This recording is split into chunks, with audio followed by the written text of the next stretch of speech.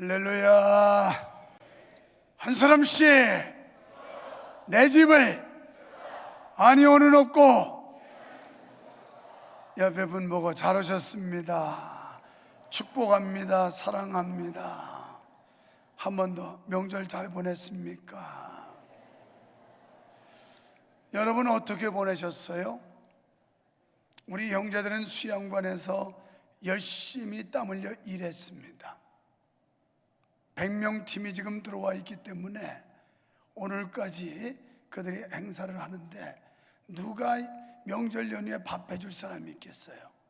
그래서 우리 식구들, 그리고 설거지하고 밥 해주고, 남자들은 틈틈이 전지하고, 그리고 태풍 피해로 날아다닌 것들 정리하고 행복하게 보냈어요. 어떤 사람들은 재수도 없이 무슨 이런 때 일이나 시키느냐고 이럴지 모르는데, 나는 지금까지요, 부교육자를 있거나 지금까지 하나님이라는 게 얼마나 행복하고 즐거운지 그걸 짐스럽게 여겨본 적이 없어요. 속으로. 그러니까 목사 됐겠지요. 목사만 상 받느냐고요? 여러분도 상 받아야지. 우리가 주님 앞에 갔을 때는 행위록에 기록된 대로 상을 받는 겁니다. 구원은 생명록에 기록되어 있으면 구원받지만, 상급은 행위록에, 우리가 믿음 생활을 어떻게 했는지에 따라서 상급이 있기도 하고 없기도 하는 거예요. 그래서 우리 형제들, 우리 또 여성들, 이 사람들 열심히 바빠고 설거지하고 그리고 주변 정리하고, 그래서 행복하게 보내고 어젯밤에 돌아왔어요. 어젯밤 나도 그냥 장로 권사쯤 되면 오늘 아침 예배 시간 맞춰서 새벽에 떠나면 1시간 추가 걸리지 않고 아주 수월하게 왔을 텐데, 목사다 보니까 미리 귀가를 해야 될 것 같아서 평소보다 1시간을 더 걸려서 집에 돌아왔는데요. 여러분, 은혜로 하십시오. 모든 게 은혜로 하면 기쁘고 억지로 하면 힘들고 불평 있고 이래 되는 거예요. 하나님의 은혜가 함께하기를 축원합니다. 한국인들의 뻥, 선생님 이건 꼭 시험에 나온다. 웨딩 사진사, 내가 본 신부 중에 제일 예쁜데요. AS 기사, 이런 고장은 처음 봅니다. 약장수, 이 약 한번 잡숴봐. 팔다리, 어깨, 허리, 간장, 위장, 대소장 시원하지. 수석 합격생, 잠은 충분히 자고 학교 공부만 충실히 했고 교과서 위주로 공부했어요. 미스 코리아, 그럼요, 내적미가 더 중요하지요. 중국집 주인, 아이고 음식 갖고 지금 막 출발했습니다. 학원 원장, 전국 최고의 합격률을 자랑합니다. 사장, 우리 회사 바로 사원 여러분의 것입니다. 전부 뻥이라는 얘기예요.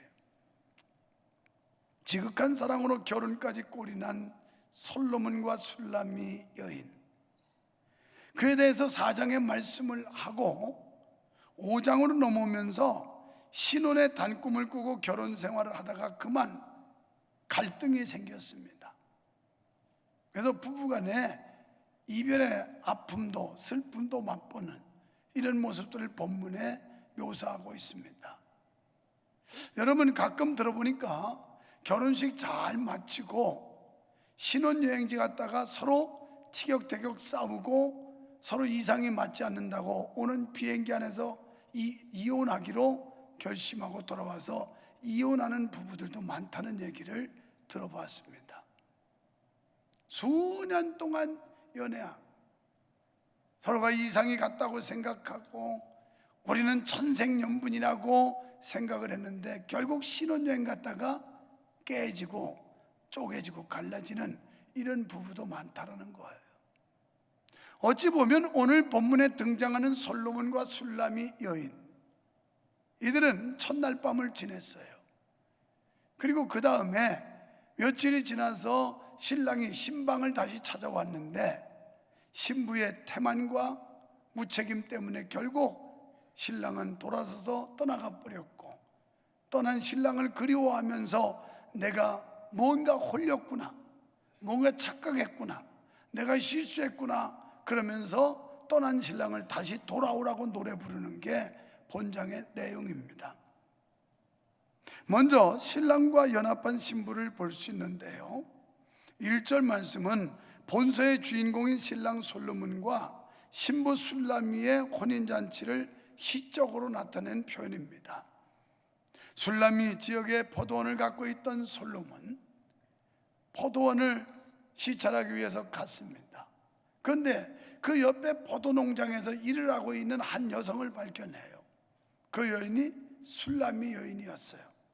그런데 그 여성을 보는 순간 솔로몬은 한눈에 반해요. 그래서 슬며시 다가가서 프로포즈를 합니다. 나와 결혼해달라. 결국 술라미 여인의 동의를 얻어내고 그와 결혼을 해서 그를 예루살렘으로 데려오게 된 것입니다. 본문 1절은 신랑 신부가 혼인 예식을 마치고 첫날 밤을 지내며 한 몸을 이루게 된 것을 말해주고 있습니다. 이러한 신랑과 신부의 연합은 영적으로 보잘것없는 우리 성도들을 그토록 사랑하고 또 사랑해서 신부로 맞이하기 위해 이 땅에 내려오신 예수 그리스도를 의미하고 있는 겁니다.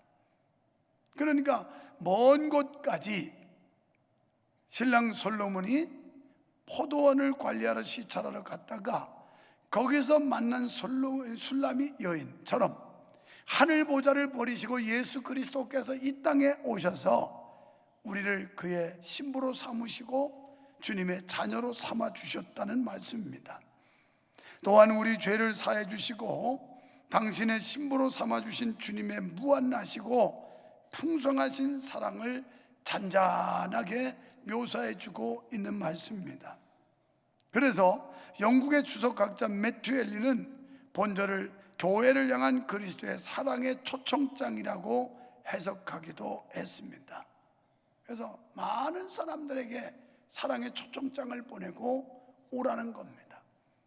내가 당신을 초대하니 오라는 교회를 향한 사랑의 초청장이라고 추석했어요. 두 번째는 2절로 6절에서 신랑을 잃어버린 신부입니다. 또다시 신방을 찾아온 신랑을 즉시 맞아들이지 않고 시간을 지연하고 또 변명과 핑계를 늘어놓고 무관심과 무책임으로 일관하다가 결국 신랑이 떠나가 버려요. 그제서야 후회하는 신부의 모습을 봅니다. 여러분, 이렇게 신랑이 신부를 떠나게 된 건 신부가 게으른 나머지 신랑을 너무 오랫동안 문 밖에 세워 놓았기 때문이라는 거예요. 지금 신랑이 와서 노크를 하고 여보, 자기야, 나 왔어 하는데도 신부가 문을 열어주지 않습니다. 3절에서 보면 신부가 어떻게 하고 있었어요? 이미 옷을 벗고 발도 씻은 상태였다. 그러므로 그녀는 문을 두드리는 소리와 자기를 부르는 신랑의 음성을 듣고도 잠자리에서 일어나기를 싫어했다는 겁니다. 귀찮음, 게으름. 어쩌면 우리가 주님을 사랑하는 데 있어서 이 귀찮고 게으름 때문에 주님을 멀리하는 경우가 얼마든지 있다라는 거예요. 그래서 일어나기 싫고, 이 게으른 사람은 아무것도 못해요. 게으른 사람은 예수도 잘 못 믿어요. 부지런해야 예수도 믿지, 게을러 빠진 사람은 예수 믿는 것도 시원찮아요. 기도 생활을 하나, 봉사 생활을 하나, 뭐 성도의 교제를 이루기를 하나, 목장 예배 오래도 가기를 하나, 아무것도 안 해요. 아무것도 안 해요. 게을러 빠져서 그래요. 여기 본문에 등장하는 술라미 여인이 순간 게으름과 방심이 자기를 얼마만큼 불행하게 했다는 사실을 우리에게 영적으로 교훈하고 있는 거예요. 마치 누가복음 11장 7절에 이웃이 와서 문을 두드릴 때 나는 이미 우리 아이들과 잠자리에 누웠으니 다시 일어나서 당신에게 문을 열어줄 수 없다라고 말한 사람과 같은 겁니다. 그 여인이 자기를 부르는 신랑의 음성을 듣고도 안일에 빠져 자리에서 일어나지 않았다는 것은 책망받아 마땅한 행동입니다. 오늘 우리들도 주님께서 와서 주의 음성을 들려주는데 우리가 바쁘다는 거, 귀찮다는 거, 여러 가지 번거롭다는 이유 등으로 문을 걸어 잠그고 주님을 영접하지 못하는 이런 안타까운 상황이 얼마나 많느냐는 겁니다. 그렇습니다. 주님의 재림을 기다리는 교회와 성도 역시 늘 영적으로 깨어 있지 않으면 안 됩니다. 계시록 16장 15절에 보라, 내가 도적같이 오르니 누구든지 깨어 자기 옷을 지켜 벌거벗고 다니지 아니하며. 여러분, 우리가 벌거벗고 다니는 게 얼마나 큰 수치예요. 여러분, 우리의 신분과 우리의 사명에 걸맞지 않게 행동하는 게 얼마나 부끄러운 일입니까? 자기의 부끄러움을 보이지 아니하는 자가 복이 있도다. 목사로, 장로로, 권사로 우리가 자기의 부끄러움을 드러내지 않는 것. 여러분, 목사로, 장로로, 권사로, 집사로 역할을 잘못하면 부끄러운 거예요. 무슨 옷만 벗어던지고 다닌다고 부끄러운 게 아니라 자기의 사명과 본분을 감당하지 못하면 창피한 거예요. 그런데 이런 데서는 아무 감각이 없어요. 자기가 이렇게 수치스러운 행태로 돌아다니면서도 느낌도 없는 무감각한 인생들이 얼마나 많은지 몰라요. 우리가 만약 안일무사주의에 빠져 있다가는 마태복음 25장 1절 이하의 어리석은 그리고 미련한 다섯 처녀처럼 될 수 있다는 거예요. 뭐 주님이 그렇게 갑자기 오겠는가? 금방 오겠는가? 나중에 천천히 하지. 이게 결국 다급한 상황을 만들어낸 거예요. 갑작스럽게 신랑이로다 맞으러 나오라는 외침이 있어서 등불을 밝혀 등을 들고 나가야 될 텐데 등은 있는데 기름이 없어 무용지물이었다는 겁니다. 어쩌면 목사, 장로, 권사의 직임을 받았는데 그 안에 기름이 없어서 불을 밝히지 못했다면 이거보다 망심스럽고 수치스러운 일이 어디 있느냐는 말입니다. 4절에 보면 신랑은 문을 두드려도 신부가 자리에서 일어나지 않자 문톱으로 손을 들이밀어서 열어보려고 애를 씁니다. 그래서 손을 가지고 문빗장을 열어보려고 노력해요. 이런 신랑의 태도는 신부를 얼마나 사랑했는가를 보여주고 있는 겁니다. 결국 신랑의 수고는 수포로 돌아가고 맙니다. 계시록 3장 20절에 보면 볼지어다 내가 문 밖에 서서 두드리노니 누구든지 내 음성을 듣고 문을 열면 나는 그로 더불어 그는 나로 더불어 먹고 마시리라. 우리가 주님의 음성을 들을 때 마음의 문을 열어야 될 줄로 믿습니다. 생각의 문을 열어야 될 줄로 믿습니다. 주님은 문 밖에 서서 지금도 우리의 마음을 노크하고 있어요. 문 열으라고. 내다 열어라. 나야 여보 문 열어. 이러는데 자기 남편이 와서 문을 열라는데도 귀찮아가지고 나 지금 누웠어 싫어 이러는 여인. 그 여인이 어떻게 사랑받을 수 있겠습니까? 이 여인이 어떻게 사랑을 유지할 수가 있겠습니까? 그렇습니다. 지금도 신랑 되신 우리 주님은 신부된 성도와 교제하기를 원하십니다. 술람이 여인과 왕 사이의 갈등에서 우리가 느낄 수 있는 것은 신랑 되신 예수님의 사랑은 불변하다는 거예요. 그냥 몇 번 부르다가 문 안 열어주면 나 같으면 에이 그러고 그냥 확 돌아서 가겠는데 이 신랑은 문틈으로 손을 내밀어서 어떻게라도 빗장을 열어보려고 엉큼해서 그러는 게 아니라 이건 영적으로 그만큼 뜨겁게 사랑하고 끝까지 사랑한다는 주님의 마음을 묘사하고 있는 거예요. 우리는 문도 안 열고 그냥 완악한 마음으로 빗장을, 죄악의 빗장, 불신앙의 빗장, 의심의 빗장, 약한 것들로 꽉 채우고 있는데도 주님은 그래도 빗장을 열고 들어와 보시려고 끝까지 우리를 사랑하시는 주님의 마음을 본문에서 묘사하고 있는 거예요. 그럼에도 신랑 예수님과 교제를 나누지 못하는 것은 신랑의 사랑을 저버리기 때문입니다. 그래서 신랑을 실망시키고 그러는 사이에 신부는 신랑으로부터 버림을 당해요. 그렇습니다. 성도가 믿음 생활에 게으르고 주님을 따뜻하게 모시지 못할 때 바로 이런 불화가 생기는 겁니다. 교회를 다니기는 다니는데 주님과는 갈등이 생겨요. 불화가 생겨요. 여러분, 우리는 신랑 예수님을 너무 오래 문 밖에 계시게 해서는 안 됩니다. 아직도 마음의 빗장을 꽉 채우고 주님이 내 안에 들어오시지 못하도록 막아서는 안 된다는 말입니다. 그래서 신랑이 떠난 뒤에 후회하면서 신랑을 찾아 나서는 어리석음에 빠져서는 안 될 것입니다. 7절과 8절에서 뒤늦게 신랑을 찾아 헤매는 신부의 모습, 그러나 신랑을 찾을 수가 없게 되었습니다. 여러분, 그렇습니다. 때가 있는 겁니다. 고린도후서 6장 2절에 보면 주님께서 말씀하시기를 보라 지금은 은혜 받을 때요 지금은 구원의 날이로다. 저건 한참 뒤에 있는 성경 구절이에요. 지금이 어떤 때냐?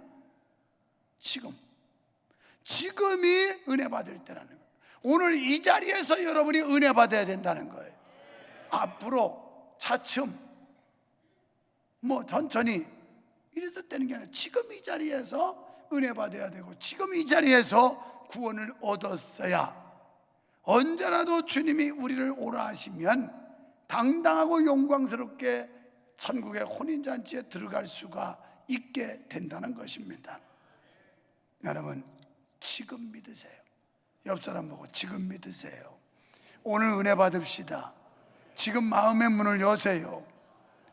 믿음 생활은 언제나 현재예요.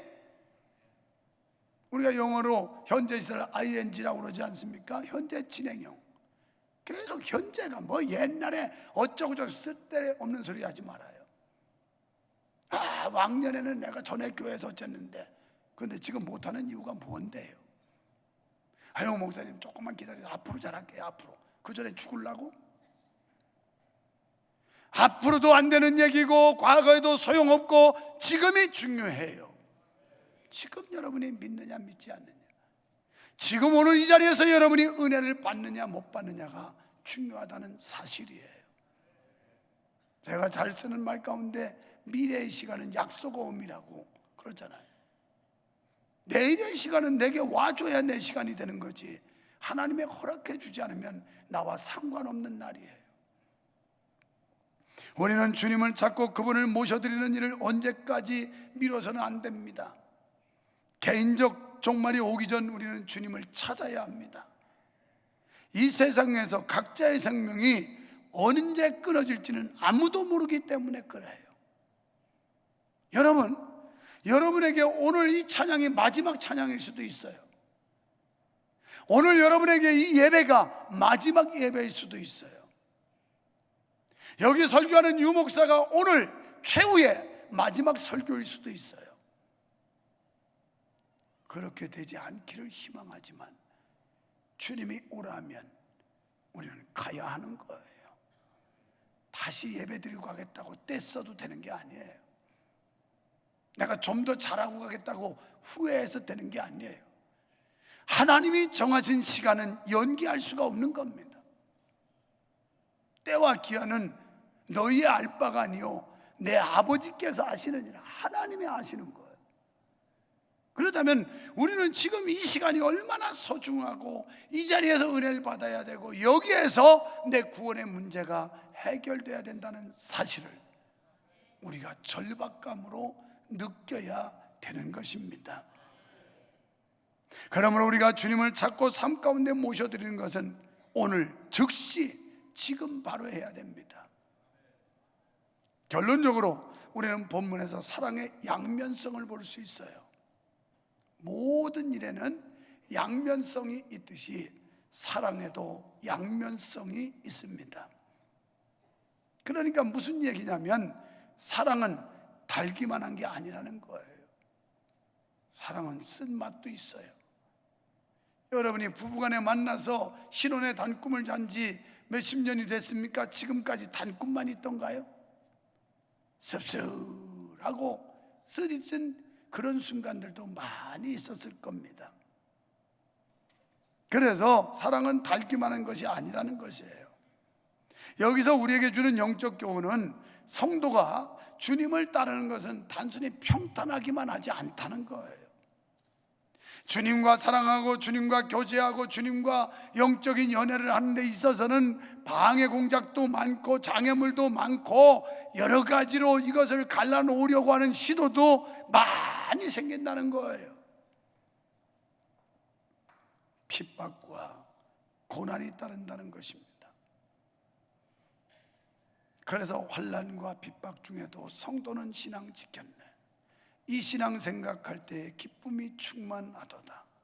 성도의 신앙 본받아 우리도 이 신앙 지키자고 하는 노래를 찬송가 383장을 부르지 않습니까? 우리 믿음의 선조들, 믿음의 선배들, 그리고 앞서간 성도들도 주님 사랑하는데 그렇게 쉽지만은 않았다는 거예요. 모진 핍박도 있고 시련도 있고 고통도 있고 고난도 있었지만 이 고난의 터널을 통과하지 않고는 절대 주님을 만날 수가 없는 것입니다. 그러므로 주님께서는 제자가 되려거든 마태복음 16장 24절에서 자기 부인하고 자기 십자가를 지고 나를 쫓을 것이다 그랬어요. 적어도 주님의 제자가 되려는 사람은 자기 부정, 내가 살아있어 가지고는 이 안에 예수님이 안 들어와요. 내 주장이 강해 가지고는 절대 예수님이 역사를 안 하세요. 자기를 죽여야 돼요. 어젯밤 그때는 나 잠들었을 때 10시 34분인가 음악위원장이 그러더라고요. 뭐 찬양대 오늘 한 번 더 힘줘서 얘기하래. 그 힘줘서 얘기하는데 뭐 이유가 그렇게 많다며? 무슨 이유가 그렇게 많아요? 오늘이 마지막 찬양이라고 생각하면 이유 되겠어요? 내가 마지막 하나님 앞에 헌신할 기회라고 생각하면 무슨 이유가 그렇게 많아요? 그냥 오늘이 최후의 시간이다. 오늘이 마지막 시간이다. 그렇다면 어떻게 없는 시간 빼가지고 주님 앞에 헌신하려고 노력하지 않을까요? 왜 이렇게 말이 많아? 말로만 아니오는 없고 예만 있는 성도 말뿐이지 뭐 이렇게 아니오가 많아? No, 싫어요. 하여튼 어린애들도 싹수 없는 것들은 전부 도리짓만 해. 싫어 요거 지랄하고 있어.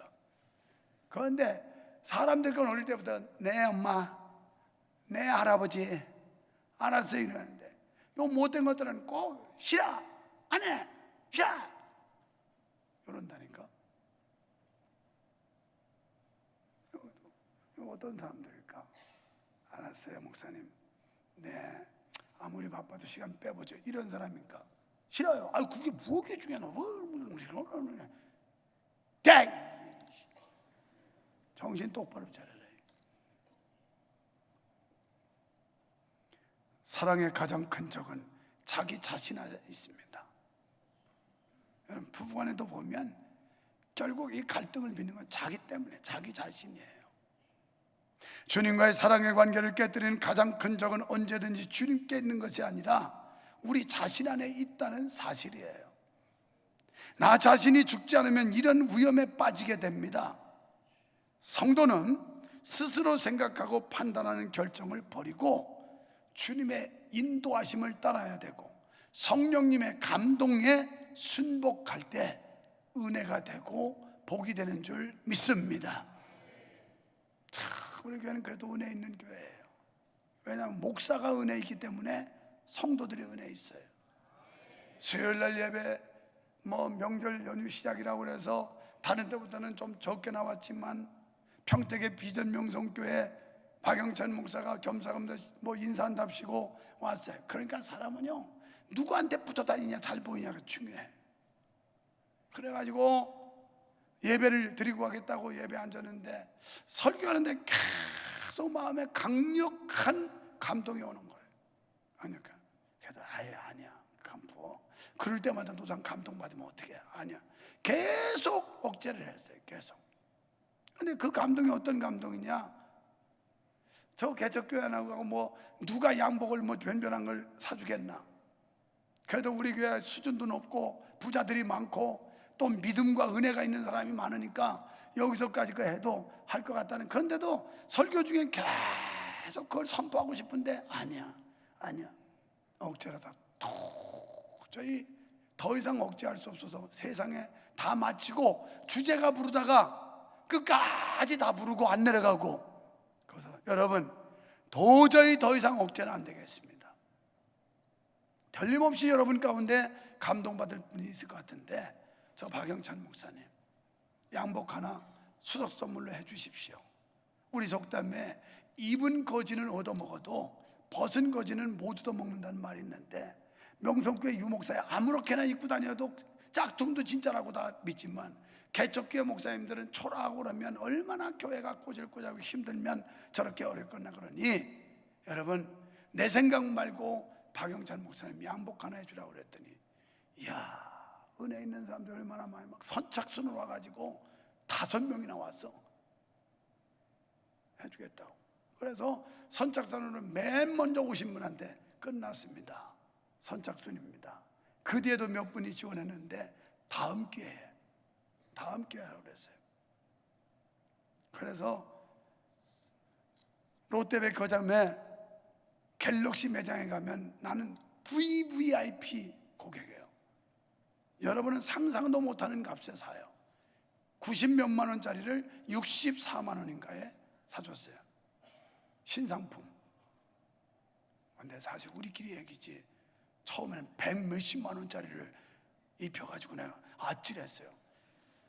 이거 아닌데, 이거 내가 받은 돈이 60만 원밖에 지금 예산이 없다고 그랬더니 다시 이제 그거보다 조금 아래 수준을 해가지고 또 입혔는데 아주 폼나더라고.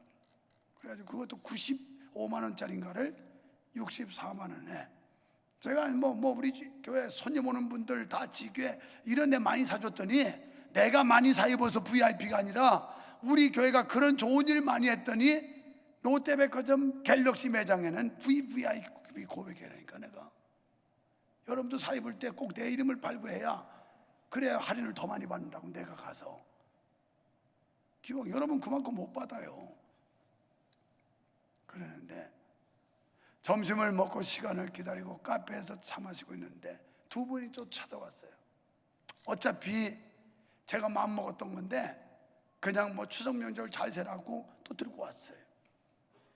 어떤 분은 자기 남편이 또 상품권, 그게 50만 원인지 얼마인지 이걸 또 갖고 왔는데, 목사님이 롯데백화점 얘기하는데 딱 그게 필요하더래. 그래서 그거 들고 왔대. 수지 맞았어요. 양복 한 벌 얻어 입고, 명절 세일 돈 받고, 그 다음에 음식 사 먹을 상품권 받고. 왜? 내 마음에 강력하게 성령이 막 역사하는 거예요. 이거 선포해라. 선포하는데 아니에요. 우리 성도들 하는 일도 많은데 그거 괜히 부담 주기 싫고 안 하려고 설교 다 끝나고 기도 다 끝나고 주제가 부르는데 가느라고 도저히 마음이 뜨거워서 감당이 안 되겠어요. 그래서 할 수 없이 다 부르고 급한 사람 다 간 뒤에, 여러분 주제가 다 불렀는데 할 말이 있습니다. 내가 이거 억제하고 지금 감동을 무시했는데 도저히 그냥 갈 수 없습니다. 그러고 광고한 거예요. 여러분 성령의 감동 따라 사세요. 성령이 인도하는 대로 순종해 보세요. 하나님이 복 주지. 서당철 목사는 앉아서 그러면 나라 좀 사주지. 그래도 당신들이 개척교회 목사보다 나, 솔직히 말해서. 개척교회 목사들 먹을 게 제대로 하나, 월세도 제대로 하나 쩔쩔매는 목사들, 그보다 여기서 몇백만 원 월급 받고 있는 게 훨씬 낫지 뭘 그래. 훨씬 낫지. 교회가 되든 안 되든 유 목사가 전체 1차 책임이지 저희들이 책임지겠어? 그냥 시키는 일이나 하면 되지. 왜 하나님이 나를 복 주는지 알겠지? 나 우리 성도들 그거 출혈해가지고 주는 건 별로 좋겠어요? 그런데 성령이 내 마음을 통하게 하는데 이게 주저하니까 강력하게 역사하는 거예요. 강력하게. 사랑하는 여러분, 스스로 생각하지 말고 내 멋대로 생각하지 말고 주님의 생각을 따르십시오. 주님의 인도를 받으십시오. 이게 성령에 이끌리는 삶이에요. 지금 이 술람이 여자가 자기 생각하고 지금 발 닦고 샤워하고 누웠는데, 애들하고 누웠는데 날 보고 문 열어달라고, 안 돼, 싫어, 이러는 사이에 신랑은 떠나가 버렸어요. 그래서 이 여자 저 여자들에게 예루살렘 여자들아 이런 남자 저런 남자 하면서 신랑을 다시 찾기 위해서 노래하는 게 본장의 내용이에요. 사랑의 기쁨은 하나됨에서 오는 줄로 믿습니다. 여러분, 주님과 내가 하나 될 때 기쁨이 있어요. 성도와 성도가 하나 될 때 기쁨이 있어요. 하나됨의 기쁨이에요. 부부가, 남편과 아내가 하나 될 때 기쁨이 있는 거예요. 이게 각각 놀면 이거보다 불행이 어디 있겠어요. 성도 여러분, 우리가 천국에 들어가면 많은 환난이라는 터널을 통과해야 합니다. 사랑의 가장 큰 기쁨은 하나 되는 것임을 믿으시면 아멘 합시다. 우리가 교회 와서도 하나 될 때 기쁨이 충만해요. 싱글벙글하고 저 좋아가지고 막 이러는데, 하나가 안 된 사람은 뾰루통 해가지고 이러면서 입이 5발은 나왔어요. 양쪽에 또 밤은 불고.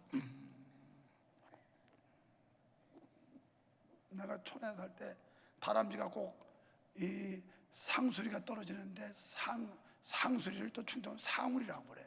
요걸 다람쥐가 물어다가 겨울 양식하려고 여기다 집어넣고 여기다 이러고 다녀요. 여러분, 교회 와서 미소가 빠고는 웃음이 있어야지, 양쪽에 밥 물어가지고 이러면 그거 정말 꼴사나워요. 꼴사나워. 우리는 그리스도인이야. 성도 간에 하나 될 때 기쁨이 있는 거예요. 하나 될 때.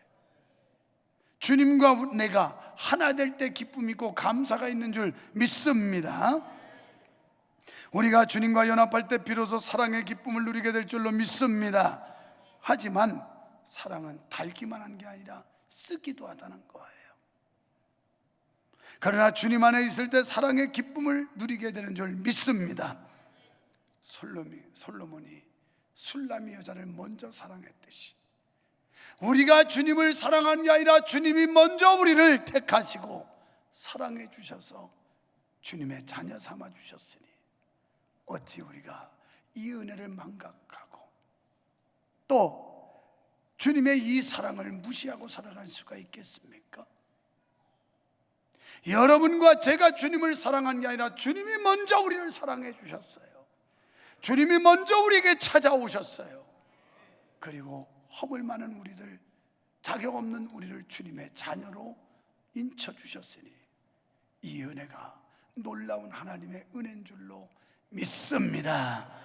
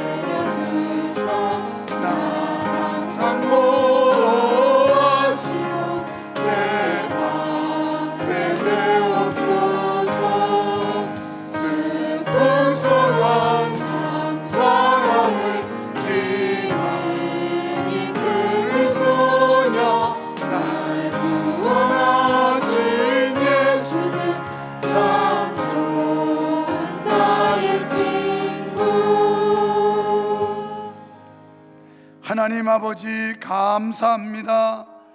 우리를 주의 자녀 삼아주시고 주님의 영적 신부로 우리를 선택해 주신 것 감사합니다. 그런데 우리의 무관심과 게으름 때문에 주님을 잊어버렸고 주님을 잃어버릴 수도 있었습니다. 이제 주님을 다시 찾는 이 술람이 여인의 간절한 노래처럼 우리가 주님을 찾게 하시고 오늘 이 시간 여기서 주님을 만나야 할 시간임을 깨닫게 하여 주시옵소서.